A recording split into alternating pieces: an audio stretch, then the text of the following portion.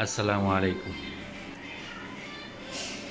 Solar system বা solar যে স্থাপনা, সোলার যে প্রজেক্ট ছোট ছোট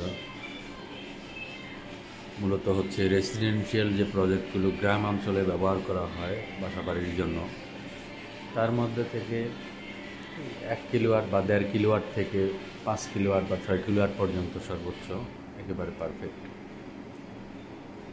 তো যার মধ্যে আমি এখানে স্থাপন করেছি 3 কিলোওয়াট একটি সোলার ইনভার্টার। এটা হচ্ছে low frequency inverter low frequency inverter, এবং এটার মধ্যে আমি সোলার প্যানেল কানেক্ট করেছি 585 ওয়াটের দুইটি, 610 ওয়াটের একটি।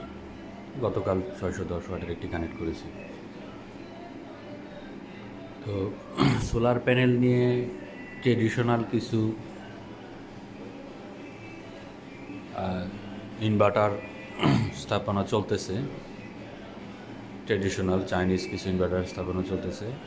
তো এইটা আমি এটা এখানে আছে, আমার এখানে ব্যবহার করতেছি, এটাও চাইনিজ।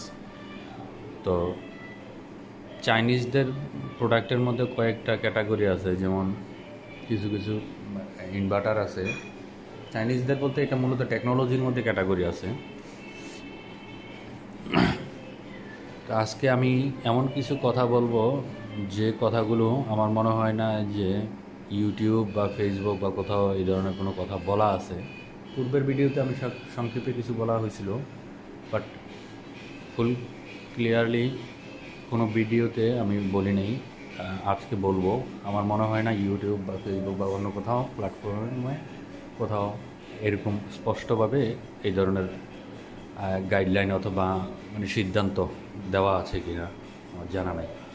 তবে এটা একান্তই আমার ব্যক্তিগত, এবং হচ্ছে আমি ব্যক্তিগত মতামতটা কীভাবে নিছি সেটা হচ্ছে বাংলাদেশের প্রেক্ষাপটে IP20, IP64, 68, 65 যেই ইনভার্টারগুলো আসতেছে, যেগুলো চলতেছে, ইনভার্টারগুলো ট্রেডিশনাল এখন যেমন চলতেছে, তার মধ্যে থেকে আমি বিগত প্রায় 3 বছর যাবৎ মিনিমাম আমি এগুলো নিয়ে ঘাটাঘাটি করতে করতে আমার সিদ্ধান্ত এটা আসছে আর কি। তো আমার সিদ্ধান্তটা আমি জানাচ্ছি পরে। আমি দেখতেছি আজকে আমাদের এখন সময় হচ্ছে